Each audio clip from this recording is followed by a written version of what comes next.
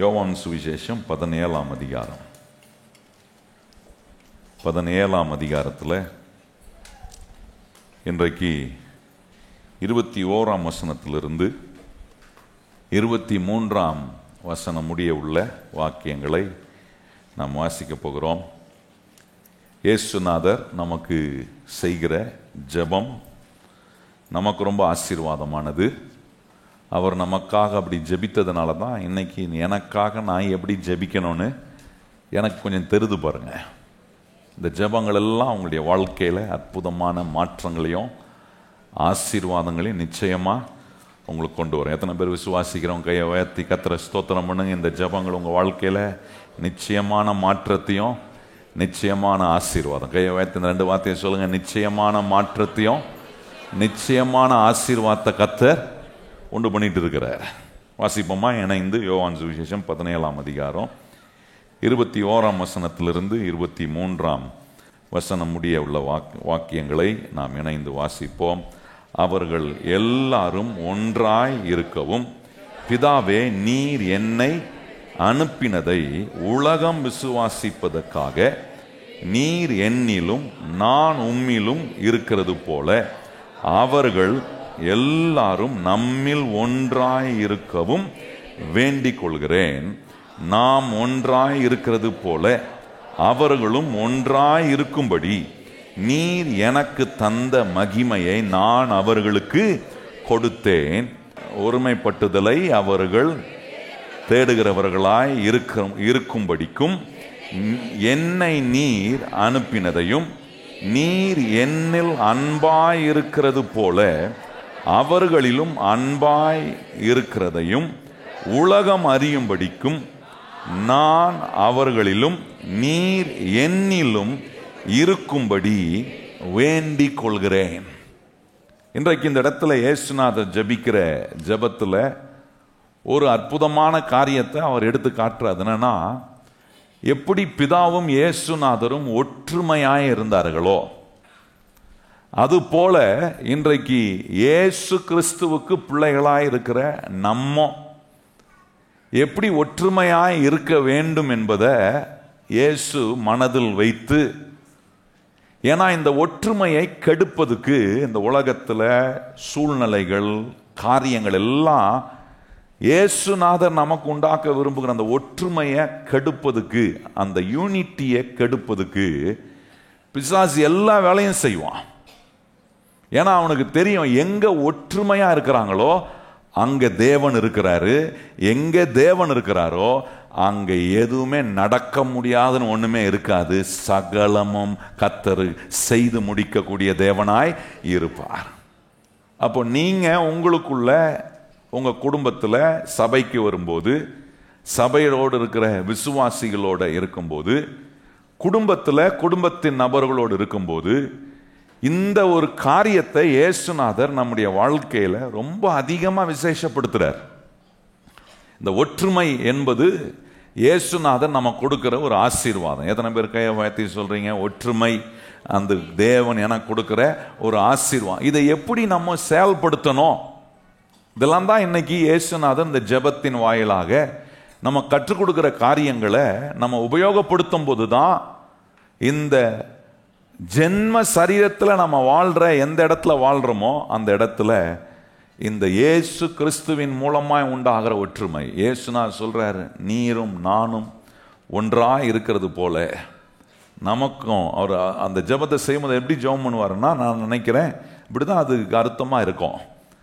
பிதாவே உமக்கும் எனக்கும் எந்த பிரிவினையும் இல்லை, எந்த இடையூறும் இல்லை.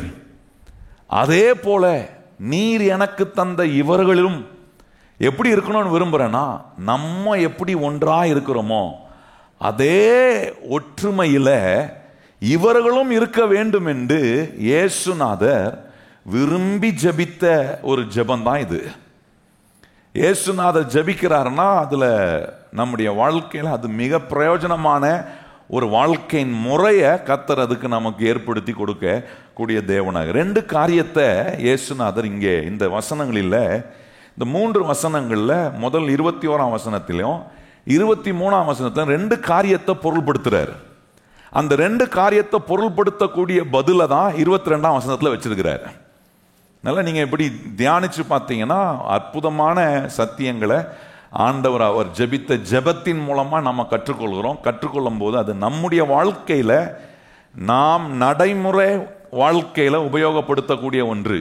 நல்ல ஜெபம் பண்ணிட்டு குடும்பத்தில் ஒற்றுமை இல்லை, யாரோடையும் ஒற்றுமை இல்லைன்னா அந்த ஜெபம் அது என்ன மாதிரி ஜெபம்ன்றதை நம்ம யோசிக்கணும்.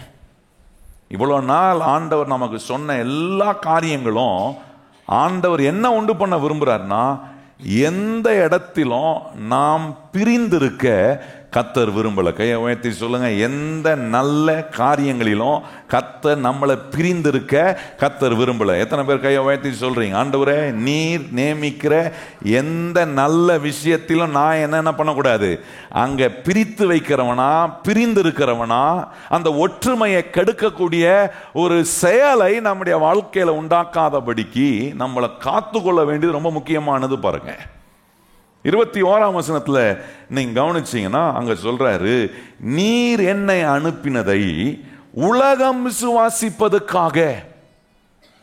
அந்த வார்த்தை ரொம்ப அற்புதமா சொல்றார். நீர் என்னை அனுப்பினதை உலகம் விசுவாசிப்பதற்காக நம்ம எப்படி ஒன்றா இருக்கிறோன்றதை அவங்க பார்க்கணும் அப்படின்றாரு.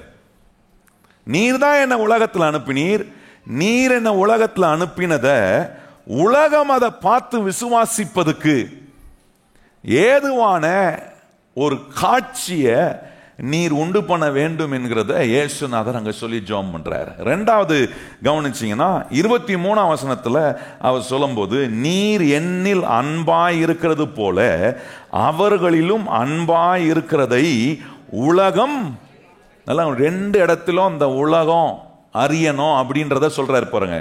21ஆம் வசனத்திலும் உலகம் விசுவாசிப்பதுக்காக, இந்த இடத்துல 23ஆம் வசனம் சொல்றாரு, நீர் என்னில் அன்பாய் இருக்கிறத உலகம் அறியும்படிக்கு, உலகம் விசுவாசிக்கும்படிக்கும் உலகம் அறியும்படிக்கும் என்ன விரும்புறாருன்னா, ஒன்னு ஆண்டவர் சொல்றாரு, நீர் தான் என்ன இந்த உலகத்தில் அனுப்பினீரு, இது நானா வரல, நானா நினைச்ச ஒன்றல்ல, நீர் உம்முடைய விருப்பத்தை நிறைவேற்ற நாம் எப்படி இணைந்து ஒற்றுமையா இந்த காரியத்தில் செயல்படுகிறோம் என்பதை இந்த உலகம் அறிந்து கண்டு அதை விசுவாசிக்கணும்.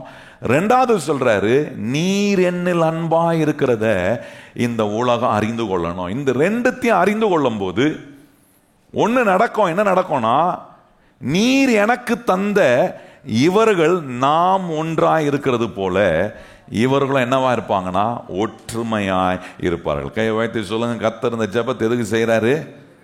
அவர் ஒற்றுமையா இருக்கணுமா? பிதாவோட அவர் ஒற்றுமையா இருக்கிறதுக்கு நம்ம ஜெபம் பண்ணணுமா? ஹலோ, நம்ம ஜெபம் பண்ண முடியாது. ஜெபம் பண்ணணுமா? பிதாவே எப்படியாவது குமாரனோட நீர் ஒற்றுமையாயிரும், இயேசுநாதரே நீர் எப்படியாவது பரலோக பிதாவோட ஒற்றுமையாயிரும். அந்த ஜெபம் நம்ம பண்ண வேண்டியது இருக்குமா? கொஞ்சம் யோசிச்சு பாருங்க. அவர்கள் எப்பொழுதும் ஒற்றுமையாய் ஒன்றாய் தான் இருக்கிறாங்க. ஆனா இந்த ஜெபத்தை இயேசுநாதர் நமக்காக பண்றாரு. ஏன்னா நம்முடைய ஒற்றுமை தான் நிறைய நேரம் உடைக்கப்படுது. நம்முடைய யூனிட்டி தான் நம்முடைய வாழ்க்கையில் நிறைய நேரத்தில் உடைக்கப்படுது. எனக்கு சாதகமா இருந்தா ஒத்து வரேன், எனக்கு பாதகமா இருந்தா நான் ஒத்து வர மாட்டேன். இயேசுநாதர் அப்படி ஒன்றும் ஜெபம் இல்லையே. இயேசுநாதர் எப்படி உதாரணம் வைக்கிறார்னா, பிதாவே நீரும் நானும் ஒன்றாய் இருக்கிறது போல இவர்களும் நம்மில் ஒன்றாய் இருக்க வேண்டும் என்று நான் என்ன பண்ணுகிறேன், வேண்டிக் கொள்றேன்றாரு. அப்ப நல்லா கவனிச்சு பாருங்க, இந்த காரியத்தை ஆண்டவர் நமக்கு செய்யும் போது நிறைய விஷயங்களை இதுல நம்ம கவனிக்கணும். அந்த ஒற்றுமை அப்படின்னும் போது இது கொஞ்சம் ஆழமான சப்ஜெக்ட். ஆழமான சப்ஜெக்ட்னா நம்முடைய உணர்வை பாதிக்கிற ஒரு சப்ஜெக்ட், நம்முடைய கேரக்டரை என்ன ரொம்ப ஆழமா நோன்ற ஒரு சப்ஜெக்ட் இது.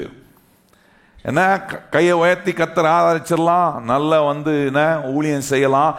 ஆனா ஸ்பாபத்துல இந்த கிறிஸ்து விரும்புகிற அந்த ஸ்பாபம், அந்த ஒற்றுமையை உண்டாக்கக்கூடிய ஒரு ஸ்பாபம் உள்ள ஒரு மனுஷனா நான் இருக்கணும்னா இது எப்படி வேலை செய்து அப்படின்றத நாம கவனிக்கணும். இதை செய்வதுக்கு இயேசுநாதர் என்ன செஞ்சார் அப்படின்றது தான் 22ஆம் வசனத்துல அது ரொம்ப அற்புதமான ஒரு திறவுகோலா சொல்றாரு.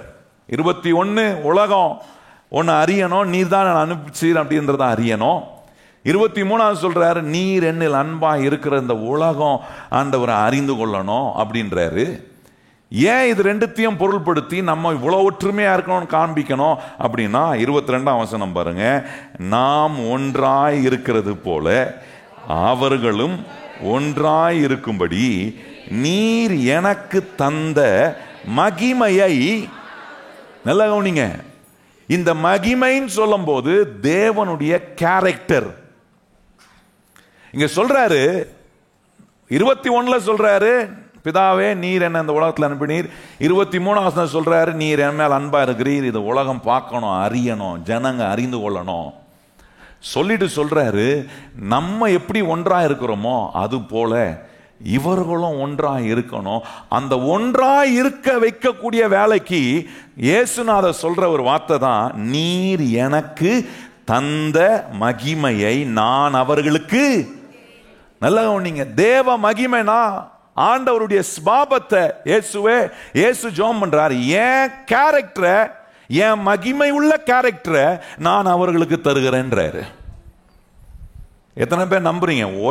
ஒன்றா ஒற்றுமையா இருக்கிற கேரக்டர் ஆண்டவர்கிட்ட தான் நமக்கு வரும். எத்தனை பேர் விசுவாசிக்கிறவங்க கையை உயர்த்தி சொல்லுங்க பார்ப்போம். இது ஸ்பாபத்தில் வர்ற கேரக்டர் கிடையாது, ஸ்பாபத்தில் வர கேரக்டர் கிடையாது. நீங்க கவனிச்சு பாருங்க, ரெபேக்காளுக்கு 2 குழந்தை பிறந்தாங்க. என்ன 2 குழந்தை பாருங்க, வெளியே வரும்போது ஒற்றுமையா வந்தாங்க. என்ன, ஒத்தனை அடிச்சு முத்திக்கிட்டு வெளியே வந்தான். வெளியே வந்து வளர்ந்த பிறகும் என்ன பண்றான் பாருங்க, பிறப்பு உரிமைக்கு அடித்து கொள்றான். ஒற்றுமை மனுஷனுடைய கேரக்டர்ல இருக்கக்கூடிய ஒரு ஸ்பாபம் அல்ல, பிறக்கும் போதே இன்பில்டா வந்த ஒன்று அல்ல. ஒற்றுமையா இருக்க பிசாசு விடுறதில்ல, அந்த ஒற்றுமையின் எண்ணங்களை கொடுப்பதில்ல, அந்த ஸ்பாபத்தை நமக்குள்ள கொண்டு வரணும்ன்ற எண்ணமே வரமாட்டுது பாருங்க. அதெல்லாவற்றையும் மாற்றி அமைப்பதுக்கு இயேசுநாதர் தான் இங்க சொல்றாரு, நான் ஒன்றா உம்மோடு இருந்த அந்த கேரக்டர், அந்த மகிமையான கேரக்டரை நான் அவர்களுக்கு என்ன பண்ணுகிறேன், கொடுக்கிறேன். கையை உயர்த்தி சொல்லுங்க. கர்த்தர் என்ன பண்றாரு, அவர் பிதாவோட ஒன்றாய் இருந்த அவருடைய மகிமையான கேரக்டரை, கையை உயர்த்தி சொல்லுங்க, அவருடைய மகிமையான ஸ்பாபத்தை நமக்கு கொடுக்கிறார். நல்ல வலது கரத்தை உயர்த்தி சொல்லணும், அவருடைய மகிமையான, அதுதான் அதை பொருள்படுத்துது. இங்க தான் சொல்றாரு, நீர் எனக்கு தந்த மகிமையை நான் அவர்களுக்கு கொடுத்தன்றார். இதை கொடுத்தாதான் அவங்களுக்கு இந்த ஸ்பாபம் வரும், இல்லைன்னா ஒற்றுமையா இருப்பதுக்கு வாய்ப்பே இல்லை. அப்ப எப்படியெல்லாம் கொடுத்தாரு அதை கவனிக்கிறதுக்கு முன்னாடி இந்த ஒற்றுமை என்கிற வார்த்தையில இருக்கிற சில வித்தியாசங்களை, அதை 2-3 வார்த்தைகளை உங்களுக்கு நான் காண்பிக்க விரும்புகிறேன். அதுக்கப்புறம் கிறிஸ்தவ ஸ்பாபத்தில் இந்த ஒற்றுமை எப்படி நம்ம வாழ்க்கையில் வெளிப்படுகிறது என்பதை நம்ம கவனிக்க கர்த்தர் உதவி செய்வார். பாருங்க, இந்த ஒற்றுமையை அப்படின்னு சொல்லும்போது என்ன, ஒரே மாதிரி இருக்கிறதுனால ஒற்றுமைன்னு சொல்லிட முடியாது. ஒரே மாதிரி இருக்கிறாங்க, அதனால அவங்களுக்கு என்ன இருக்கு, ஒற்றுமை இருக்குன்னு சொல்லிட முடியாது. சிலர் ஒரே மாதிரி இருப்பாங்க, ஆனா ஒற்றுமை இல்லாம இருப்பாங்க. உதாரணம் சொல்லட்டுமா? உதாரணம் சொன்னாதான் நமக்கு விளங்கும். என்ன, கிறிஸ்தவங்க பாருங்க, சில நேரம் என்ன பண்ணுவாங்க, ஒற்றுமை ஒரே மாதிரி எல்லாரும் சாரி வாங்கி போடுவாங்க. பார்த்துருக்கீங்களா? என்ன, அப்படி பண்றவங்களா இருந்தீங்கன்னா அதை விட்டுறாதீங்க, பண்ணுங்க, நான் ஒன்றும் தப்புன்னு சொல்லலை. சிலர் என்ன பண்ணுவாங்க, வெள்ளை சாரியா போடுவாங்க. சிலர் என்ன பண்ணுவாங்க, வெள்ளை சட்டை வெள்ளை பேண்ட் போட்டு வருவாங்க, யூனிஃபார்மா போட்டு. அந்த ஸ்கூலுக்கு போனால் ஒரு யூனிஃபார்ம் கொடுக்குறாங்க பார்த்தீங்களா, அதில் என்னன்னா ஒற்றுமை ஒரே மாதிரி இருக்கணும். நான் கேட்குறேன், ஸ்கூலில் யூனிஃபார்ம் போட்டு போற அத்தனை பிள்ளைங்களும் ஒரே மாதிரி இருக்கிறாங்களே, ஒற்றுமையாக இருக்கிறாங்களா? ஒரு ரப்பர் எடுத்தா போதும், பக்கத்தில் இருக்கிற ஒருத்தன் ஒரு ரப்பர் எடுத்தா போதும், பென்சிலை வச்சு குத்துறான் அவன். நான் சொல்ல புரியுதா உங்களுக்கு? நடக்காதது ஒன்றும் இல்லை, நடக்கிறது தான். எத்தனை பேர் குத்து வாங்கி இருப்பீங்கன்னு உங்களுக்கு தான் தெரியும். நீங்கள் ஸ்கூலுக்கு போயிருக்கும் போது என்ன, அப்படி ஒரு பென்சில் எடுத்து இல்லை ஒரு ரப்பர் எடுத்து ஷார்ப்னர் எடுத்து உங்கள் பென்சிலை ஷார்ப் பண்ணுறதுனால ஷார்ப்னர் தேஞ்சு போயிட போதா? அந்த ஷார்ப்னர் எடுத்து நீங்கள் ஷார்ப் பண்ணதுனால நீங்கள் ஷார்ப் பண்ண பென்சிலை வச்சு குத்துறானே. ஒரே மாதிரி தான் இருக்கிறாங்க, யூனிஃபார்ம்லாம் ஒரே மாதிரி, ஆனா அங்க என்ன இல்லை? ஒற்றுமை இல்லை. அதனால நீங்க நினைச்சு கூடாது எல்லாம் ஒரே பிளெஸிங் சென்டர் சபைக்கு வரவங்க எல்லாம் ஒரே மாதிரி இருப்பாங்கன்னு. ஜெபத்துக்கு வர எல்லாரும் ஒரே மாதிரி இருப்பாங்கன்னு நான் விரும்புறேன்.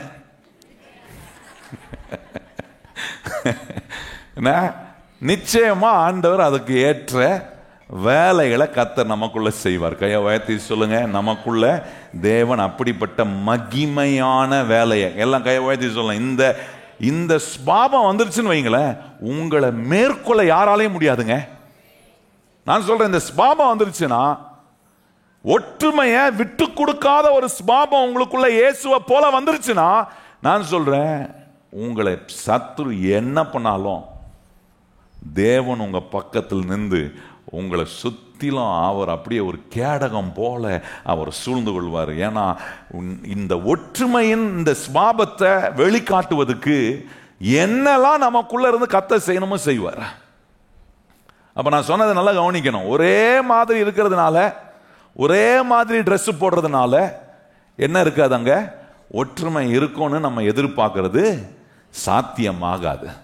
வேணும்னா அந்த போடுற ட்ரெஸ்ஸு போடுற அந்த ஃபங்க்ஷனுக்கு வரைக்கும் என்ன பண்ணுவாங்க, இழுத்து பிடிச்சிட்டு ஒத்துமையாக இருப்பாங்க. அது முடிஞ்ச உடனே அவங்க சுயரூபத்தை காட்டுவாங்க. சிலர் ஒரே மாதிரி ட்ரெஸ் போட்டு சண்டை போட்டுன்னு இருப்பாங்க, பார்த்துருக்கீங்களா? ஒரே மாதிரி ட்ரெஸ் போட்டுப்பாங்க, எல்லாம் பேசிப்பாங்க. ஃபங்க்ஷனுக்கு நம்ம என்ன பண்ணலாம், எல்லாம் இப்போல்லாம் பர்த்டே ஃபங்க்ஷனுக்கு தீம் சொல்லிடுறாங்க. எல்லாம் தீமில் போட்டு எல்லாம் என்ன ப்ளூ கலரா, பிங்க் கலரா, பச்சை கலரா, சிவப்பு கலரா, ஏதோ ஒரு மஞ்சள் கலரா எதையா போட்டு குடும்பத்து ஆளுங்க சண்டை போட்டுன்னு இருப்பாங்க. பார்த்துருக்கீங்களா? நான் நடக்காததையா சொல்றேன், நடக்கிறது தானே சொல்றேன். அதுல ஒரு ஆளா நீங்களா இருப்பீங்க, சண்டை போடுறதுல முந்திக்கிட்டு சண்டை போடுறதுல முதல்ல நின்று இருப்பீங்க. என்னன்னா ஒரே மாதிரி தான் இருக்கிறோம், ஆனா ஸ்பாபம் அந்த ஒற்றுமையை வெளிப்படுத்தல. இயேசுநாதர் அதை உணர்ந்து தான் சொல்றாரு, இந்த ஸ்பாபம் அவங்களுக்குள்ள இல்லை, ஆனா எனக்குள்ள இருக்கு. அதனால இயேசுநாதர் சொல்றார், நீர் எனக்கு தந்த மகிமையை நான் அவர்களுக்கு கொடுத்தேன். கையை உயர்த்தி சொல்லுங்க, கிறிஸ்து அவருடைய மகிமையான அந்த ஒற்றுமையின் ஸ்பாபத்தை எனக்குள்ள அவர் கொடுக்கிறார். கையை உயர்த்தி சொல்லுங்க, எல்லாரும் உயர்த்தறன்னு சொல்லணும். கிறிஸ்து அந்த மகிமையான ஒற்றுமையின் ஸ்பாபத்தை என்ன பண்றார், எனக்குள்ள. இப்படி ஒரே மாதிரி போறதுனால கூட என்ன போடுறதுனால ஒற்றுமை இருக்கும் நம்ம நினைக்கவும் முடியாது. அதே மாதிரி டைவர்சிட்டின்னு வாங்க பாருங்க, அது என்னன்னா ஒவ்வொருத்தர் ஒவ்வொரு கலர் போட்டு பளிச்சு நம்ம கண்ணுங்களாம் அப்படியே கூசுற கலர் போட்டு வராங்க பாருங்க. சிலர் அந்த கலர் போட்டு வரவங்க கிட்ட மாத்திரம் ஒற்றுமை இருக்குன்னு நினைக்கிறதும் அதுவும் தப்புன்றாங்க. ரெண்டு காரியமும் தப்பு. ஏன்னா இது வெளியே இருந்து வரக்கூடிய ஒரு அடையாளம் அல்ல, இது நமக்குள்ளாக இருந்து வெளிப்படுகிற ஸ்பாபம். கையை உயர்த்தி சொல்லுங்க, இது வெளியே இருந்து காணப்படுகிற ஸ்பாபம் அல்ல, இது நமக்குள்ளாக இருந்து வெளியே காணப்படுகிற ஸ்பாபம். கையை உயர்த்தி நல்லா ஜெபம் பண்ணுங்க பாப்பா. இந்த வார்த்தையை சொல்லி, ஆண்டவரே இந்த ஜெப நாட்களில் இந்த ஸ்பாபத்தை எனக்குள்ள நீர் உண்டு பண்ணுகிறீர். சொல்லுங்க வாயத்தர், இந்த ஸ்பாபத்தை எனக்குள்ள உண்டு பண்ணுகிறீர். அடுத்த முறை எங்கேயாவது இந்த ஒற்றுமை கெடுக்கக்கூடிய சந்தர்ப்பங்களை, சூழ்நிலைகளை பிசாசு கொண்டு வந்தா ஆவியான இதை ஞாபகப்படுத்துவார். உனக்கு தேவன் என்ன கொடுத்திருக்கிறார், தம்முடைய மகிமையான ஸ்பாபத்தை உனக்கு கொடுத்திருக்கிறாரே. தேவன் தம்முடைய மகிமையை உங்களுக்கு கொடுத்திருக்கும் போது நாம் போய் அந்த இடத்துல ஒற்றுமையை கெடுக்கலாமா? நல்லா கவனிங்க கர்த்தருடைய பிள்ளைகளே, ஒற்றுமையா இருப்பது நான் சொல்றேன் ஏராளமான ஆசீர்வாதங்களை நமக்குள்ள கொண்டு வரும். கையை உயர்த்தி சொல்லுங்க, இந்த ஒற்றுமையா இருப்பது என்ன செய்யும், ஏராளமா. நல்ல கையை உயர்த்தி சொல்லுங்க பார்க்கலாம். வாயத்திறந்து, இது சொல்ல முடியாத ஜெபம், செய்ய முடியாத ஜெபம். ஏன்னா நிறைய வாழ்க்கை முட்டல் மோதல்லே தான் இருக்கு. ஆனா நான் நம்புறேன் இந்த ஜெப நாட்களில் அதை ஒவ்வொன்றாய் கர்த்தர் மன்னிக்கவும் மறக்கவும் அதில் ஒப்புரவாகி அதில் ஆண்டவர் நம்மளை சீரமைக்கக்கூடிய வேலையை கர்த்தர் செய்கிறார். எத்தனை பேர் விசுவாசிக்கிற? நல்ல வலது கரத்தை உயர்த்தி வாயை திறந்து சொல்லுங்க, ஆண்டவரே இந்த ஒற்றுமையின் ஆண்டவரே அந்த ஸ்பாபத்தை எனக்குள்ள நீர் உண்டு பண்ணி அதை என்னுடைய ஜென்ம ஸ்பாபத்தின் மூலமா நீர் வெளிக்காட்டக்கூடிய வல்லமையான தேவனா இருக்கிறீர் என்பதை விசுவாசிக்கிறவங்க கையை உயர்த்தி வாயை திறந்து கர்த்தரை ஸ்தோத்திரம் பண்ணுங்க. ஆண்டவரே இப்படிப்பட்ட காரியங்கள் எல்லாம் ஆண்டவர் ஆண்டவர் நமக்குள்ள உண்டாக்கக்கூடிய தேவனா இருக்கிறார் பாருங்க. வேகமா சில காரியங்களை இந்த ஒற்றுமை என்று சொல்லும் போது கிறிஸ்தவ கண்ணோட்டத்தில், சத்தியத்தின் கண்ணோட்டத்தில் சொல்லப்பட்டிருக்கிற சில கருத்துக்களை உங்களுக்கு நான் உங்க மனதுக்குள்ள ஆவியானவர் அதை பதிய வைக்கக்கூடியதுக்கு ஏதுவா சில காரியங்களை வேகமா உங்களுக்கு நான் சொல்ல விரும்புறேன். அது என்னன்னா, ஃபவுண்டேஷனல் யூனிட்டி, அஸ்திபாரமான அந்த ஒற்றுமை எப்படி உண்டாகுது அப்படின்றத கொஞ்சம் நம்ம கவனிக்கணும் பாருங்க. அங்கே எபேசியர் 4ஆம் அதிகாரத்தில் வாங்க. எபேசியர் 4ஆம் அதிகாரம் 4ஆம் வசனத்திலிருந்து கவனிச்சிங்கன்னா இது எப்படி உண்டாகுது. ஃபவுண்டேஷனல் யூனிட்டி அப்படின்றது எப்படி ஒரு கட்டடத்துக்கு ஃபவுண்டேஷன் எவ்வளோ முக்கியம், எத்தனை பேர் நம்புறீங்க? என்ன ஒரு கட்டடத்துக்கு என்ன முக்கியம்? இந்த பாடிக்கும் ஃபவுண்டேஷன் முக்கியம். ஹலோ, உங்க பாடிக்கும் என்ன முக்கியம்? ஆமா, ஃபவுண்டேஷன் வீக்காக இருந்துச்சுன்னா என்ன பண்ண முடியாது, ரொம்ப நாள் ஓடாது, திடீர்னு கொலாப்ஸ் ஆகிடும். நான் சொல்றது புரியுதா? அது போலதான் ஒரு கட்டடத்துக்கு என்ன ரொம்ப முக்கியம்? ஃபவுண்டேஷன் ரொம்ப முக்கியம். அப்போ ஆண்டவர் கொடுக்கிற இந்த ஸ்பாபத்துக்கு ஃபவுண்டேஷனலான சில காரியங்கள் ரொம்ப முக்கியமானது. இதெல்லாம் நம்ம அறிந்து கொள்ளணும் பாருங்க. ஃபவுண்டேஷனலான காரியம் ரொம்ப முக்கியமானது, ஃபங்க்ஷனலான காரியங்கள் ரொம்ப, அப்படின்னா செயல்முறையில் பண்ணக்கூடிய காரியங்கள் ரொம்ப முக்கியமான. இதெல்லாம் அறிஞ்சாதான் இந்த மாதிரி ஒற்றுமையின் கேரக்டரை, அந்த மகிமையை எனக்கு கொடுத்திருக்கிறான்னு சொல்றாரு, அதை எனக்குள்ள வச்சிருக்கிறாரு. இதெல்லாம் ஃபவுண்டேஷனலா எனக்குள்ள தேவன் உண்டாக்குறாரு. அந்த ஃபவுண்டேஷனலா கர்த்தர் எனக்குள்ள வச்சிருக்கிறத எடுத்து செயல்படுத்தக்கூடிய அந்த ஃபங்க்ஷனாலிட்டியை கர்த்தர் எனக்குள்ள இருந்து செயல்படுத்தும் போது என்ன வெளிப்படும்னா, ஒரு யூனிக்னஸ் வெளிப்படும். என்னன்னா, ஒரு தனித்துவ வாங்கிய தன்மை ஒரு மனுஷனுக்குள்ள கர்த்தர் உண்டு பண்ணுகிற அந்த ஃபவுண்டேஷன், அந்த ஃபவுண்டேஷனால உண்டாக்குற அந்த ஃபங்க்ஷன், செயல்முறைகள் என்ன பண்ணுதுன்னா, அந்த மனுஷனுடைய ஸ்பாபத்தை மற்ற எல்லார காட்டிலும் அவனை விசேஷமானவனா, அவனை பிரித்து காட்டக்கூடிய ஒரு மனுஷனா கர்த்தர் மாத்துற. எத்தனை பேர் அப்படி வாழணும்னு விரும்புறவங்க? ஆண்டவரை எங்க போனாலும் நான் உம்மால பிரித்தெடுக்கப்பட்டவன் என்கிற அடையாளத்தோட வாழணும்னு விரும்புறவங்க கையை உயர்த்தி சொல்லுங்க. எத்தனை பேர் அதை ஆசீர்வாதமா நினைக்கிறீங்க? ஆண்டவரே, எங்க போனாலும், குடும்பத்தில் இருந்தாலும் சரி, சபைக்குள்ள வந்தாலும் சரி, ஆண்டவரே வேலை செய்கிற இடத்துக்கு போனாலும் சரி, எந்த ஊருக்கு போனாலும் கையை உயர்த்தி சொல்லுங்க, ஆண்டவரே என்ன நீர் பிரித்து எடுத்திருக்கிறீர் என்கிற அடையாளத்தை இயேசு என் மூலமா நீர் காட்ட என்ன நான் ஒப்பு கொடுக்கிறேன் ஆண்டவரே.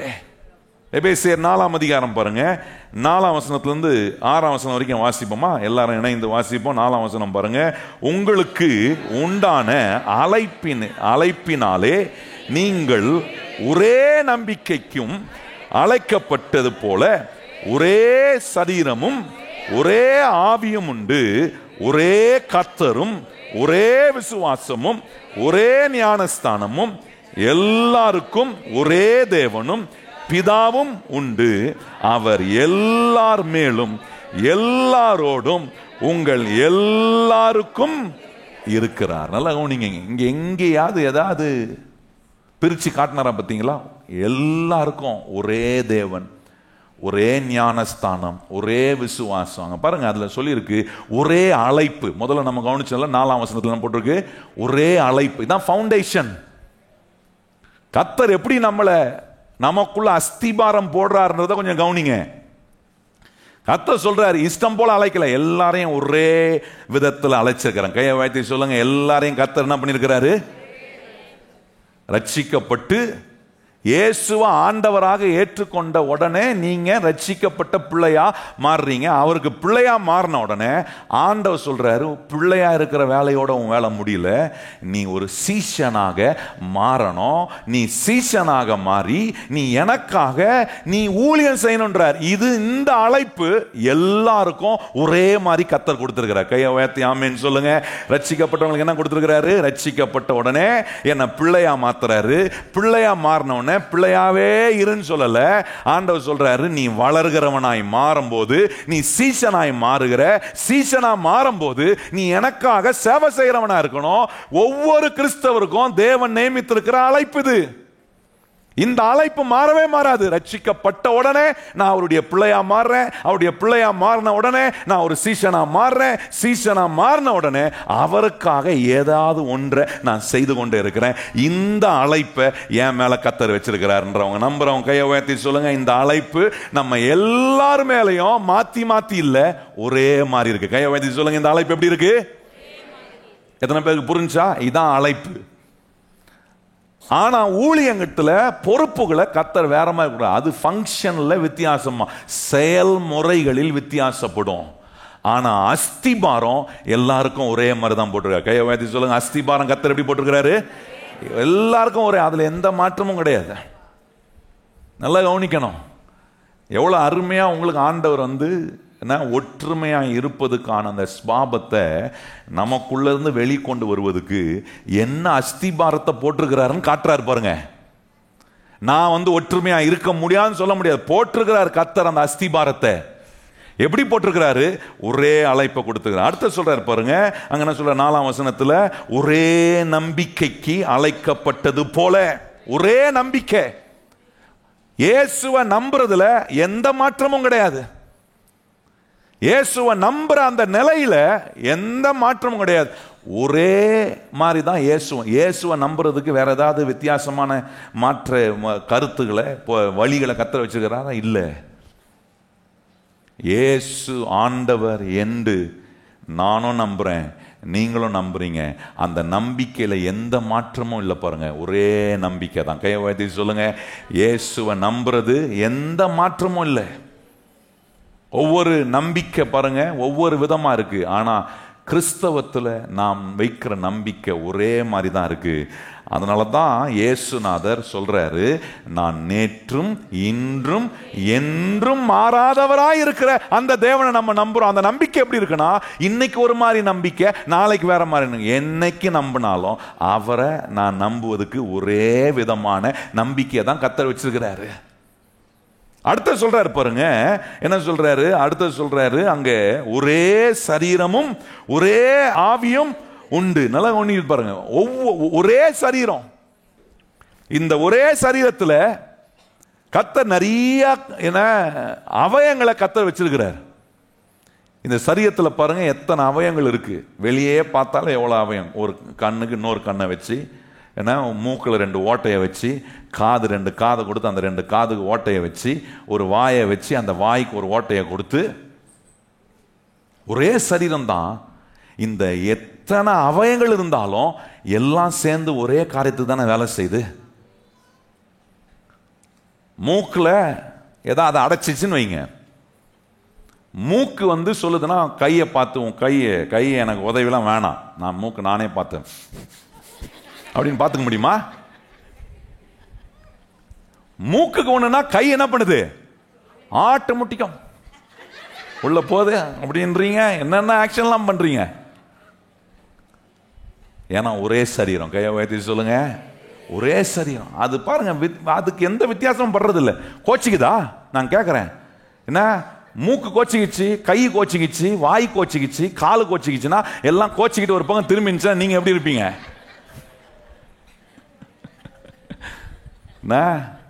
கர்த்தர் எதுவும் எந்த சரீரத்தின் அவயமும் என்ன பண்றது இல்லை, ஒன்னோட ஒன்னு போட்டி போடுறது இல்லை.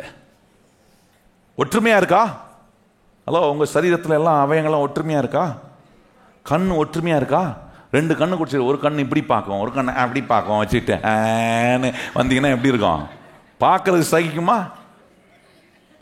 எவ்வளவு ஒற்றுமையா பாருங்க. இந்த கண்ணை இப்படி நான் இங்க பார்க்கிறேன்னா இன்னொரு கண் ஆட்டோமேட்டிக்கா கூட வருது பாருங்க. எப்படி ஒற்றுமையா வேலை செய்ய, சரீரம் எப்படி ஒற்றுமையா வேலை செய்ய. ஆண்டவர் சொல்ல, இதெல்லாம் ஃபவுண்டேஷனா வச்சிருக்கிறேன்ப்பா உனக்கு, இதெல்லாம் உனக்கு ஃபவுண்டேஷனா வச்சிருக்கும் போது நீ ஒரு காரியத்துல உன்னை வெளிப்படுத்தும் போது மாத்திரம் ஏன் உன்னை வித்தியாசப்படுத்துற? நல்லா கவனிங்க. நிறைய நேரம் இந்த சத்தியம்லாம் இந்த மாதிரி நமக்குள்ள போக மாட்டுது பாருங்க. நீங்க சொல்லலாம், பாஸ்டர் மூக்கு வேற, கை வேற, வாய் வேற, ஆனா இது வேற பாஸ்டர் அப்படின்னுவீங்களா? இல்லைங்க, இதெல்லாம் உண்டாக்குனவர் கர்த்தர் தான். அந்த கர்த்தர் தான் சொல்றாரு, நான் என் மகிமையை உனக்கு கொடுக்கிறேன். அந்த மகிமையான அந்த ஒற்றுமையின் அந்த கேரக்டரை கர்த்தர் உண்டு பண்ற, மகிமையான அந்த கேரக்டரை கொடுக்குறாரு. அதுக்கப்புறம் சொல்றாரு பாருங்க, என்ன 4ஆம் வசனத்துல அங்க சொல்றாரு, உங்களுக்கு 5ஆம் வசனம் பாருங்க, ஒரே கர்த்தர். அதுல ஏதாவது மாற்றம் இருக்கா? இவரும் கர்த்தர், அவரும் கர்த்தர், இவரும் கர்த்தர், எல்லாம் கர்த்தர் அப்படின்னு சொல்ல முடியுமா? பழைய ஏற்பாட்டில் சொல்றார், நான் ஒருவரே தேவன்றார், என்னை தவிர வேறே தேவன்.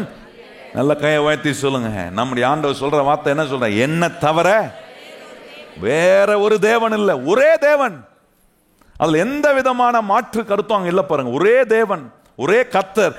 அத்தை பார்த்தோம் பாருங்க, அதுல என்ன சொல்றாரு? ஒரே விசுவாசம், ஒரே விசுவாசம், ஒரே ஞானஸ்தானம், அப்புறம் எல்லாருக்கும் ஒரே தேவன், பிதாவும் உண்டு. நல்லா கவனிங்க, ஒரே தேவன், ஒரே கர்த்தர், ஒரே பிதா, ஒரே விசுவாசம், ஒரே ஞானஸ்தானம். எதுவுமே இதுவும் பண்ணிக்கோ அதுவும் பண்ணிக்கோ, இப்படியும் பண்ணிக்கலாம் அப்படியும் பண்ணிக்கலாம் கிடையாது. அதெல்லாம் ஃபவுண்டேஷன், அதெல்லாம் மாற்றவே முடியாது. இதெல்லாம் ஒரே மாதிரி தான் இருக்கு பாருங்க. அது சொல்லிட்டு 6ஆம் வசனத்தில் வராரு, எல்லாருக்கும் ஒரே தேவனும் பிதாவும் உண்டு, அவர் எல்லார் மேலும், நல்லா கவனிங்க, அவர் எல்லார் மேலும் எல்லாரோடும் உங்கள் எல்லாருக்கும் இருக்கிறார். நல்லா கவனிங்க, எப்படி சொல்றாரு? எல்லாருக்கும் இருக்கக்கூடிய, இதுதான் கர்த்தர் நமக்கு வச்சிருக்க அஸ்திபாரம். இந்த அஸ்திபாரம் மாறவே மாறாது. உங்களுக்கு பிடிக்குதோ பிடிக்கலையோ மாறவே மாறாது. இதுதான் கிறிஸ்தவ அஸ்திபாரம், இந்த சத்தியத்தினால போடப்படுகிற அஸ்திபாரம். அடுத்தது சொல்றாரு பாருங்க, இந்த அஸ்திபாரத்தை புரிஞ்சுக்கிட்டீங்கன்னா அடுத்தது செயல்முறை, ஃபங்க்ஷனாலிட்டி. இந்த அஸ்திபாரத்தையும் ஃபங்க்ஷனாலிட்டியும் புரிஞ்சுக்கிட்டீங்கன்னா நீங்க அதை உபயோகப்படுத்தும் போது உங்களை கர்த்தர் யூனிக்கான ஆளா மாத்துறார், உங்களை தனித்துவம் வாங்கின ஒரு மனுஷனா மாத்துவார். எல்லாம் கேட்பாங்க, எப்படிங்க உங்களால மாத்திரம் இப்படி ஒற்றுமையா இருக்க முடியுது, எப்படி இது உங்களுக்கு நடக்குது? இன்னைக்கு அப்படி கேட்கறது இல்லை, ஏங்க இப்படி ஒற்றுமையை கெடுக்கிறீங்க? நல்லாதான் போயிட்டு இருந்துச்சு குடும்பம், நல்லாதான் போயிட்டு இருந்துச்சு, இது நீங்க வந்தீங்களோ இல்லையோ எல்லாம் போச்சு. நான் சொல்றேன், இந்த ஜெபத்துக்கு வந்திருக்கிற நம்மளை பார்த்து ஒருத்தரும் அப்படி சொல்ல மாட்டாங்க. நீங்க வந்ததுனால கர்த்தர் இங்க ஒரு ஒற்றுமையை உண்டாக்குனார், ஒரு சமாதானம் உண்டாச்சு, ஒரு ஐக்கியம் உண்டாச்சு, ஒரு பலன் உண்டானது. எத்தனை பேர் அப்படி இருக்கணும்னு விரும்புறீங்க? உங்க வீட்டில் உங்களை குறித்து அப்படி சொல்லணும், வேலை ஸ்தலத்தில் உங்களை குறித்து சொல்லணும், இவங்க வந்தாலே பிரிஞ்சிருக்கணும், ஒன்னாக்கிடுவாங்கப்பா அப்படி சொல்ற ஒரு சாட்சி அஸ்திபாரம் ஸ்ட்ராங்கா போடப்பட்டிருக்கு. இந்த அஸ்திபாரத்தில் கன்ஃபியூஷன் இருந்துச்சுன்னா ஃபங்க்ஷனாலிட்டியில கன்ஃபியூஷன் வந்துடும். மறுபடியும் சொல்ற, நல்லா கவனிச்சுங்க, கர்த்தர் போட்டிருக்கிற இந்த ஒற்றுமையின் ஸ்பாபத்தை வெளிக்கொண்டு வர தேவன் போட்டிருக்கிற இந்த அஸ்திபாரத்தை கரெக்டா புரிஞ்சு வச்சீங்கன்னா செயல்முறை கரெக்டா வரும். பாருங்க, செயல்முறையில் நிறைய காரியங்களை சொல்லலாம். ஆனா இங்க பாருங்க, இப்போ செயல்முறையில் கவனிச்சீங்கன்னா 1 கொரிந்தியர்ல கவனிச்சீங்கன்னா அங்க ஒரு காரியத்தை ஆண்டவர் அங்க நம்ம காட்டுறார் பாருங்க. 1 கொரிந்தியர் 12ஆம் அதிகாரத்தில் பாருங்க. இப்போ இங்கே நம்ம வாசித்த ஒரே தேவன், ஒரே விசுவாசம், ஒரே ஞானஸ்தானம், இதெல்லாம் இங்கே வேற மாதிரி இருக்கும் பாருங்களேன். 1 கொரிந்தியர் 12ஆம் அதிகாரம் 4ஆம் வசனத்தில் வாசிப்போமா? வரங்களில் வித்தியாசங்கள் உண்டு. நல்லா பாருங்க எப்படி வருது. இங்க என்ன சொல்ற? எல்லாம் வித்தியாசம். வரங்கள்ல வித்தியாசம் இருக்கு. அப்புறம் ஆவியானவர் ஒருவரே, ஊழியங்களிலும் வித்தியாசம் உண்டு, கர்த்தர் ஒருவரே, கிரியைகளிலும் வித்தியாசங்கள் உண்டு, எல்லாருக்கும் எல்லாவற்றையும் நடப்பிக்கிற தேவன் ஒருவரே. நல்லா கவனிங்க, அங்க சொல்ல எல்லாம் ஒண்ணுனாரு. எது? அஸ்திபாரம் எல்லாம் ஒண்ணுதான், ஆனா செயல்முறைகள் மாறும். ஏன்னா என்ன மாதிரி நீங்க இல்லை, உங்களை மாதிரி நானு இல்லை. ஊர்ல பழமொழி சொல்லலாம் பார்த்தீங்களா, 5 விரல் ஒரே மாதிரி இல்லை. இப்போ அஸ்திபாரம் மாறாது, செயல்கள் மாறுகிறது. அதான் சொல்றாரு அங்க சொல்லும் போது என்ன சொல்றாரு? வரங்கள் வித்தியாசமானவைகள். நல்லா நீங்கள், எனக்கு இருக்கிற வரம் வேற மாதிரி வரமா இருக்கும், உங்களுக்கு இருக்கிற வரம் வேற. Gifts will differ. தாளந்துகள் வித்தியாசப்படுகிறது. நல்லா கவனிங்கள். அதனால ஒரு பிரசங்கியாருக்கு இன்னொரு பிரசங்கியாருக்கு பண்ணும்போது வித்தியாசம் இருக்கு. ஒரு ஆராதனை வீரர் நடத்தும் போது இன்னொரு ஆராதனை வீரர் நடத்தும் போது வித்தியாசம் இருக்கு. ஆனா ஆவியானவர் ஒண்ணுதான். அந்த பிரசங்கம் பண்ணும்போது பிரசங்கம் பண்ற விதம் வித்தியாசமா இருக்கு. ஆனா வார்த்தை சத்தியம் அதுதான். அந்த சத்தியத்தை ஒரு மனுஷன் பிரசன்ட் பண்ணும்போது ஆவியானவர் அந்த மனுஷனை உபயோகப்படுத்துகிற விதங்கள் வித்தியாசமா இருக்கும். சத்தியம் மாறாது, ஃபவுண்டேஷன் மாறாது. நல்லா விளங்கிக்கணும். அதை இந்த காரியத்தை இந்த ஃபங்க்ஷனாலிட்டியை சொல்லும் போது எதன் அடிப்படையில் சொல்றாருன்னா, இப்போ அதுக்கு முன்னாடி காட்டின பார்த்தீங்களா, அஸ்திபாரம் சொன்ன பார்த்தீங்களா, அதன் அடிப்படையில் செயல்முறைகள் மாறலாம். ஆனால் அந்த அஸ்திபாரம் சத்தியத்தினால உண்டானது மாறவே மாறாது. ஊழியமும் வித்தியாசமானவைகள், வரங்களும் வித்தியாசமானவைகள், கிரியைகளிலும் என்ன இருக்கான். நீங்க இயேசுநாதரே உதாரணமா எடுத்து பாருங்க. இயேசுநாதர் எத்தனை குருடர்களை சுகமாக்கினார். ஒரு குருடனை சுகமாக்கும் போது அவர் என்ன பண்ணாரு, தரையில எச்சையை துப்பி அதை எடுத்து பிசைஞ்சு அவன் கண்ணில் வச்சு என்ன பண்ணாரு, அவனுக்கு சுகம் கொடுத்தாரு. அது ஒரு கிரியை. பரித்துமே கூட வந்தான், அவனை தொட்டாரா இயேசுநாதர்? தொடவே இல்லைங்க. அவர் சொன்னார், உன் விசுவாசத்தின்படியே உனக்கு ஆகட்டும். நீ விசுவாசிக்கிறியா நான் உன்னை சுகமாக்க முடியும்? ஆமாண்டவரே. அப்போ ஆண்டவர் சொல்ற, உன் விசுவாசத்தின்படியே நீ சொஸ்தமாக. இன்னொரு இடத்துல பாருங்க, பிறவியிலிருந்து குருடனா இருந்த ஒருத்தர் இருக்கிறான். அவங்கள பார்த்து சீஷர்கள் கேட்கறாங்க, இவன் செஞ்ச பாவமா இவன் பெற்றோர் செஞ்ச பாவமா? ஆண்டவர் சொல்றாரு, இல்ல இல்ல, இது தேவ மகிமை வெளிப்படுவதற்காக இவன் இப்படி பிறந்திருக்கிறான் என்று சொல்லி ஆண்டவர் அங்க அற்புதம் செய்யற. ஒவ்வொரு கிரியையும் வித்தியாசப்படுகிறது. நல்லா விளங்கிக் கொள்ளணும். அஸ்திபாரம் மாறல, சத்தியம் மாறல, சுகம் அது ஒண்ணுதான். சுகத்தை கொடுப்பதுக்கான வழிகளை கர்த்தர் நிறைய வச்சிருக்கிறார். நல்லா கவனிங்க. இன்னைக்கு உங்க சரீரத்துக்குள்ளேயும் கர்த்தர் சுகத்தை கொண்டு வருவதற்கு நிறைய வழியை வச்சிருக்கிறார். நீங்க கர்த்தர் வச்சிருக்கிற வழியெல்லாம் இல்ல இல்ல நான் இப்படிதான் எனக்கு சுகம் வரணும்னு பிடிவாதமா இருக்கக்கூடாது. கர்த்தர் எனக்கு எப்படி சுகத்தை கொடுக்க விரும்புகிறாரோ அவ்விதம் சுகத்தை நான் பெறுவேன். கையை சொல்லுங்க, கர்த்தர் எனக்கு எப்படி சுகத்தை கொடுக்க விரும்புகிறாரோ அவ்விதமான விதத்தில் நான் சுகத்தை பெற முடியும். ஏன்னா கிரியைகள் ஒவ்வொன்றும் வித்தியாசமானவைகளா இருக்கு. இன்னொன்று கவனிச்சிங்கன்னா, ஆண்டவருடைய காரியங்களை கவனிக்கும் போது ஆண்டவர்கிட்ட எப்பொழுதுமே எல்லாமே வெரைட்டியா இருக்கும். பக்கத்தில் பார்த்து சொல்லுங்க, நம்ம ஆண்டவர்கிட்ட எல்லாமே, நம்ம எப்பவுமே வெரைட்டியாக சாப்பிட்டு பழகணும். பார்த்தீங்களா, வீட்டில் டெய்லியும் சாம்பார் கொடுத்தா என்ன சொல்லுவீங்க? என்ன வீட்டில் இருக்கிறவங்க உங்களை சாம்பார்ன்றாங்களோ இல்லையோ, வெளியே உங்களை சொல்லுவாங்க, எப்பா வந்துட்டாம்பா சாம்பார் அப்படின்வாங்க. என்னன்னா ஆஃபீஸ் திறந்தவங்க என்ன வாசனை வரும்? வாரத்துக்கு 7 நாள் சாம்பார் கொடுத்தீங்கன்னா என்ன, நமக்கு பேரை சாம்பார்னு வச்சிருவாங்க.